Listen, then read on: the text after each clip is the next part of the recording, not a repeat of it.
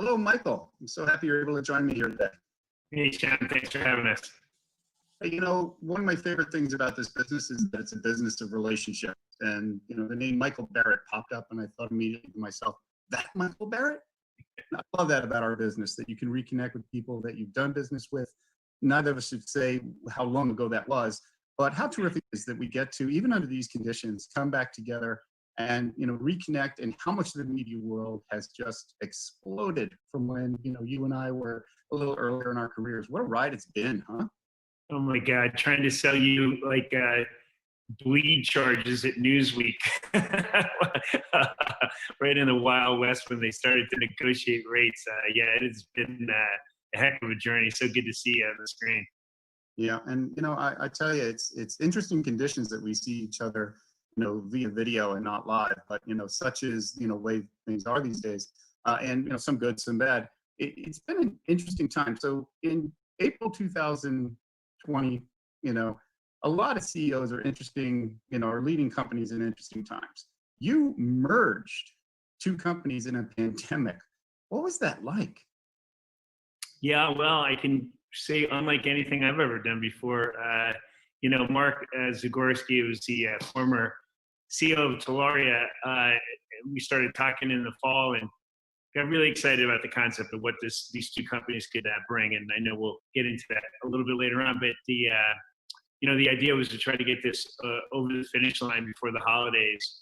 And we were successfully able to do that. And of course, there's that period of time where you have to get regulatory approval, et cetera. And so it kind of flew through, and we timed it for the end of March so that the quarter would sync.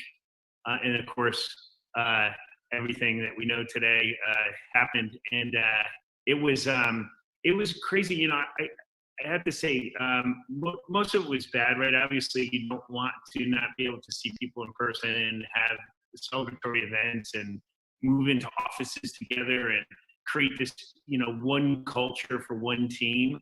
But on the flip side of it, a lot of those culture issues are driven by offices, driven by where your office is located. We would have had two offices in New York, two offices in London, who moves, who does what. And it became so democratized over Zoom calls that some of the friction that you would normally have with the merger was kind of minimized. And the other aspect of it was we found ourselves initially thinking we'll be back in the office very shortly. So let's put off some of the harder parts of the integration, and heck, we'll even move them off until the fall. And then when it became evident that maybe we will be back in the fall at the earliest, we actually pulled it forward. And so in some ways, we've speeded up the integration of the teams and the product. So, you look for little silver linings anywhere you can with this kind of a backdrop. But yeah, it wasn't what we planned, but I think we've made the best of it. Well, congratulations for where you are, some 90 days after, the start of this. This has been some ride for everyone. And you talked about the idea that, with respect to culture, that there may have been some friction that was removed in this environment. Give me one really pleasant surprise in going through this period of time that you look back and you say, wow, it's great that X worked out the way that it did. Yeah, I'm sure there'll be bigger things that will surface both pro and con when there's a return to some normalcy. My observations, like kind of a daily tactical manner, is that any big announcement that we have, generally, I think it was in our culture, in Telaria's culture, to try to do it as much in person as possible. So, do it to New York, and the next day, do it to LA, do it to the London guys, make sure the APAC guys are getting to see it live. And there's always this staggered approach to it. And you can't help but have some bruised feelings like, why did they do it in LA and not New York this time? And when you do it via video conference, it is as democratic as it gets, and everyone sees it day and date. And that has actually been something that has really surprised me. I would imagine you've had some of the similar reactions. It wasn't like we didn't have a video conference culture, but we certainly had much more of get everyone together, get in all hands, get them in the meeting room. And I'm really pleasantly surprised at how efficient and seemingly effective it is. I'm finding that it's interesting that, there's a lot of people that tops that are hard to get together, because one of the things, for me as well, I was always traveling. And now finding that, a system where, you log in and everyone gets on a video call at 10:45, you're finding that, very few times you have any breakage, which I think is great. You're getting a lot more eyeball to eyeball time, and you're getting it on time. And you're able to get things done because, frankly, people aren't in planes and hotels and conference rooms, and I think it's going to last. Let's do a little role play here. So I want to look at, your company and what you provide and what you guys are so good at from this perspective. Say I'm a large, multi-screen TV media company. I've got a broadcast network. I've got a cable network. I distribute my content to all screens. Obviously, in this environment, I'm looking to maximize ad revenue. What do you do that your company does that can make your company just a mission critical partner going forward? Tell me exactly from that perspective. I need ad revenue. I've got the goods. It's distributed, but enter your company. What's possible? Why should you be one of my critical partners? Yeah, no, all great questions. Let's start back with the thesis of the deal. The idea was that publishers are looking to work with fewer partners that can do more for them. And ad tech is notoriously fragmented. And if you looked at the DSP space like 3 years ago, you would have seen a really fragmented marketplace there. But what you've seen after a bunch of acquisitions, maybe strategics buying a DSP and kind of taking it off the market, you've seen the rise of a strong independent player, the Trade Desk, that was able to fill that void and make buyers' decisions easier, simple, great go-to-market strategy, great product. And we saw a very similar parallel on the sell side of the business, that there's just too much fragmentation. Publishers have to work with too many different partners to try to maximize revenue. There's breakage, there's data leakage, there's a lack of transparency. And so we saw this real opportunity, and we're in the first inning of it as our combined company, to create this alternative, this independent omni-channel play, completely transparent, trusted, built on open source technology, that folks as publishers would have this alternative to some of the folks that they've had to work with in the past, because they were just so big. Even if they were competitors and they owned inventory, they would still be forced to kind of work with them because there was no other game in town. There were just a bunch of players that looked alike and were much smaller and couldn't meet all the publishers' needs.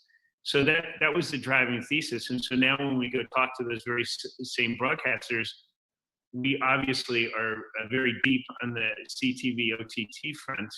And by combining our assets with Telaria, there's even a greater desire on the buyer's part to concentrate on one platform where they can give more and more dollars to. So it's kind of this flywheel that creates that.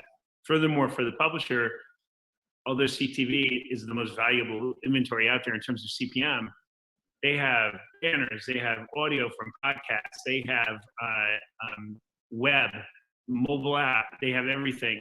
And to have one partner, not just be able to accommodate that, but to be able to work with them on the buy side and place a buy across all of that so that they're chasing a similar audience in different formats, that was something that was greatly desired from the publisher side. And we're seeing some really promising results there. And it's great in terms of, you describe the Darwinism and the fragmentation and sort of the natural market forces that, by satisfying customer demands, lead to fewer players, bigger players, smaller players, and ultimately the market sorts itself out from natural market forces. And it sounds like, scale is a big part of this. And, scale obviously is the reason, in the multi-screen TV business, for a ton of M&A activity, a ton of, programmer acquisitions and programming library acquisitions. And scale, of course, is, one of the most important words in the entire video ecosystem. Specifically when you're now coming at the publishers with with these combined companies, what's that new scale? What are you able to do now that is more advantageous than you were previously? Specifically, what does that scale do for you? Well, I think many things in the buy side, and we touched upon the omni-channel aspect of it. So instead of the former Telaria team going in and talking deep, a mile deep about CTV and how they can meet those needs or the OTT needs, and then Rubicon coming in on the next sales call and saying, "Oh, we got your display and your audio handled, your digital out of home, we've got that too." Now you have one partner with one voice being able to address all the media needs. So that's obviously a pretty obvious advantage on the sell side. But as appealing is on the buy side. So although we are 100% focused on publishers, in order to do that, in order to help them with their monetization, we need to have very good relationships, very open, transparent relationships with the buy side. And so when talking with the buyers, that's exactly what they're looking for too. They don't want to work with 5 platforms to get the inventory of one media company. If they can find all the inventory on one platform, and maybe that platform doesn't compete with them and own a DSP, there's quite a bit of appeal. So by solving a lot of the publisher needs, you're also solving buyer needs, and it's creating that scale that you referenced, because you're right, that's incredibly important. The scale also comes in the fact that, trust me, having done this journey for a while, sometimes there's certain quarters where it's not a lot of fun being a public company. However, in this instance, this deal would have never happened if we weren't both public, and the combined assets in the balance sheet and the access to liquidity, and the idea that, boy, with this flight to safety and wanting to make sure you get paid for that programmatic guaranteed deal or that auction deal, being able to see the balance sheet and watch our earnings on a quarterly basis, I think is a big advantage. I think that's a great point. I mean, companies want to do business with companies that have got great business models, that are growing, that are in growth mode, that are in hyper growth mode, that've got stability, who's got strong fundamentals, and the ability to have that kind of win-win. From my perspective, when we think about partnering, you want to partner with a really strong company with a great idea that's got a great future. Let's talk about partnering now for a little bit. And it's been well embraced for a long time that automation, automated platforms, optimization, programmatic, all the different things that we see in terms of advantages of doing things in an automated way. When you have the ability to onboard a new publisher, to start a new relationship, what usually is the thing that takes someone from sort of a trial mindset? What's the aha moment that gets somebody from a trial mindset to pushing in the checks and saying, this is a great idea, we were right about this was a great trial, I want to expand, and how high is up? Is there like sort of one aha moment that happens in terms of results, or what do you see? How do you go from trial to real expansion with respect to your publisher clients? Yeah, another great question. I think what we have seen in the very short period of time that I've been at the helm of the merged company, pretty unique backdrop, right? Upfronts, disruptive, if not forever changed, which I'd love to get your opinion on that. It seems like folks tend to go other side of the pendulum in terms of saying, oh, it will forever be different.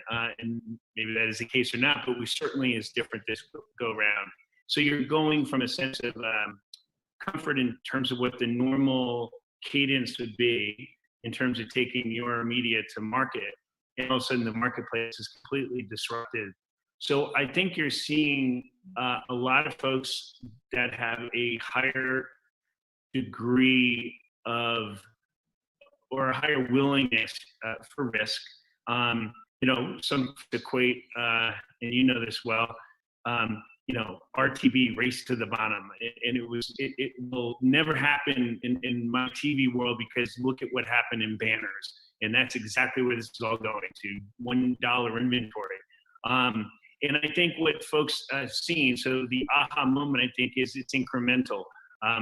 Folks dip their toe in the water, see that pricing doesn't evaporate, see that sometimes there's a lift in pricing, see that it's seamless, that the user experience isn't horrific. And in fairness to broadcast partners, 2 years ago, that wouldn't be the case. I mean, how many of us as consumers are like, if I see that ad one more time? And so the technology has evolved in the way of being able to accommodate potting much better, et cetera. And I think that folks find that the world didn't end.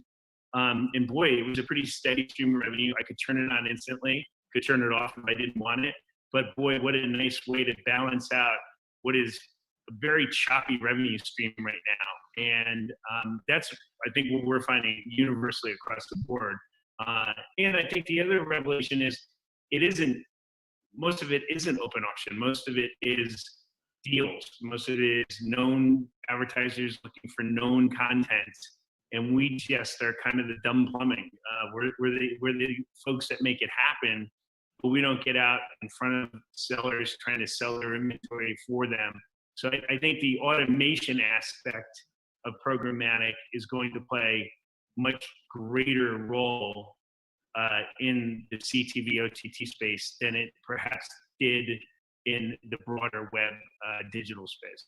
Yeah, so many moving parts, and an interesting thing in terms of orchestration of all those moving parts. For marketers trying to sell more products, for everyone in the equation, whether they be agencies or they be multi-screen TV content publishers. And to your point, we've got a marketplace that is evolving. The ideas of a futures-based marketplace is still extremely robust. It's a $20 billion platform, but how we do it and what the levers are and what the combination is evolving so rapidly, as it should, because the way that consumers are consuming all of this content is evolving so rapidly. Let's go to that for a second. That idea that during this entire COVID period, there was this reset idea with respect to, you saw consumers diving into basically any and every form of video that they could get multi-screen TV video content on. We saw so much more trial on all the different types of CTV technologies, on OTT, on streaming, that type of thing, and we saw a lot of lift in linear viewing. Do you think that with respect to your company and your platform, the terms of the ability to have so much more trial and experience and demand and comfort, do you think that accelerated the future with respect to just how much more attention and how many more eyeballs, how many more leverageable impressions, that type of thing are now spread across OTT and CTV and devices like that? Oh, without question. And it's both there, backed up by metrics and just by common sense, right? In a recessionary environment, you're looking to save money any way you possibly can. Cord cutting, no live sports has pushed a lot of people's discovery, looking at platforms that they normally wouldn't look at, programming that they normally wouldn't look at. And what we have seen is, obviously, there was a Nike swoosh shaped adoption of CTV OTT, and we've seen it kind of plateau and stay and hold. You also see the Plutos of the world, being owned by Viacom and Tubi by Fox, and the new programming being put on those platforms. So more better content is drawing more eyeballs, and I think that this is something that's going to be here to stay. I think the most interesting shift is the SVOD versus AVOD, right? And 2 years ago, it was clear the Netflix model was the model that everyone emulated. You can get someone to pay you 10 to 15 bucks a month, no ads, life is good, get 300 million worldwide subscribers, and you're off to the races. And I think that folks realize that there is a fighting for that share of wallet. There's going to be winners, there's going to be losers, and you're going to need an awful lot of content and an awful lot of investment to be able to play that game. Whereas ad supported, it seems like, given the success of the Hulus, that consumers are comfortable with that and comfortable with that trade-off. And that I think is going to be a lasting trend as well, that every major media company is not looking at AVOD as, boy, we have to do it because aspirationally we can't beat Netflix at being Netflix. That they're going to say this is a very appropriate way to distribute content and something that's going to be quite successful. Yeah, it's interesting. I mean, how this is playing out in real time, and it's playing out in dynamics. And to your point, there's been acquisitions of key providers by major multi-screen companies. As you look at that sort of that AVOD, SVOD,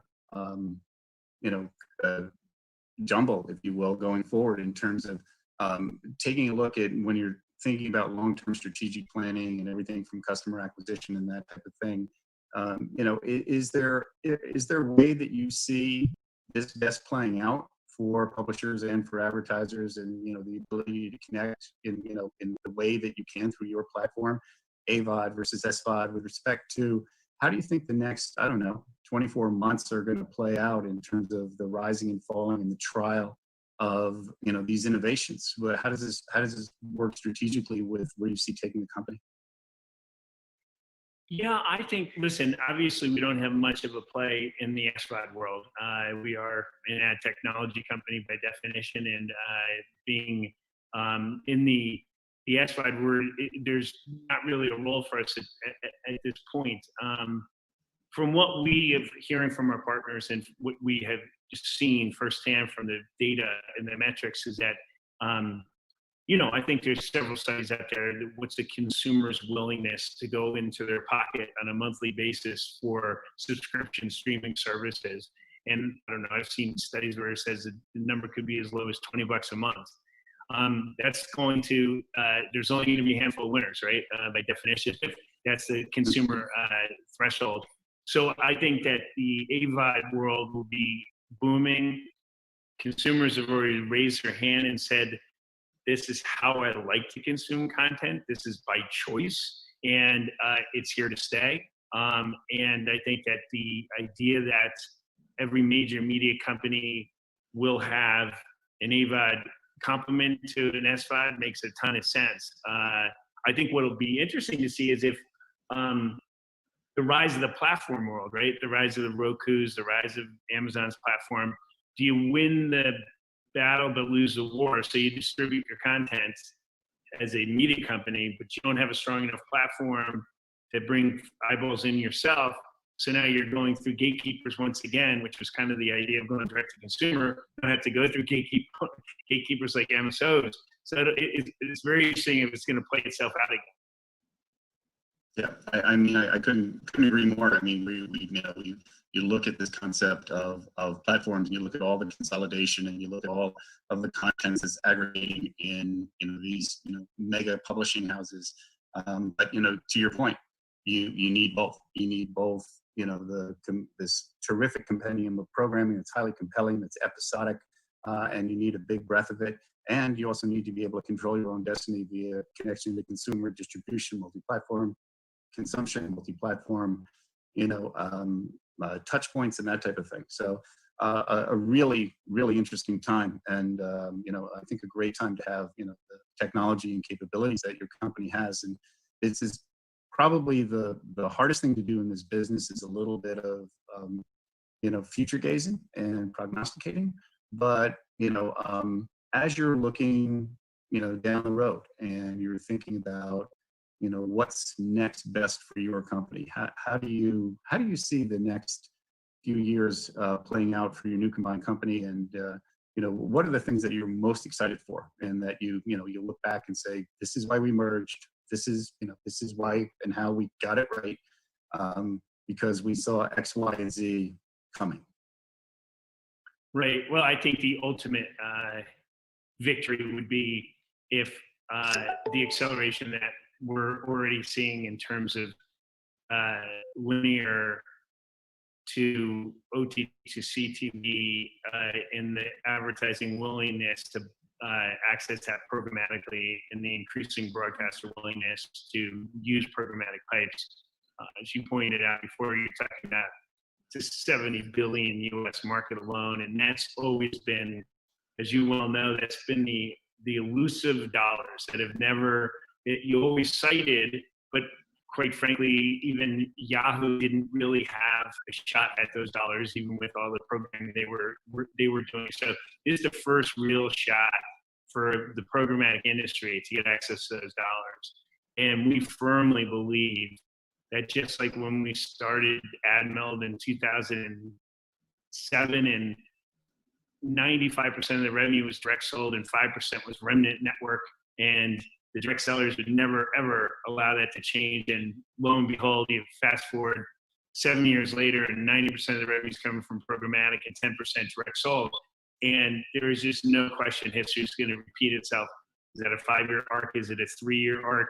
But the fact is, I think it's been proven that our partners on the publishing side can go full in on programmatic and still guard the economics that they so rightfully fight for, but accommodate what the buyers are asking for. Because this is, simply put, it's a tough business running a media operation these days, and the idea of being able to work in a frictionless, automated, lower cost of goods sold model is in everyone's interest, publisher and buyer. Oh, thank you, Michael. You know, it's been a joy just to reconnect with you and to hear what you're doing and to, you know, to listen to the vision. And I'm not sure that either of us could have foreseen when I was at an advertising agency, you know, running a whole slew of businesses, and you know, you were a top person at a publishing company for a title that was legendary but doesn't exist anymore, which we have to contemplate that in terms of changing. I'm not sure that either of us could have pictured the contents of this conversation, but it is a really exciting time. It truly is, and I'm glad that, you know, we're both here to see it through to its next phases, because what a ride it's been. Yes, it has, man. It's been fun to do it with you, and so good to see you. I'm glad everyone's healthy and well. All right, best of everything, Michael. All right, take care, pal.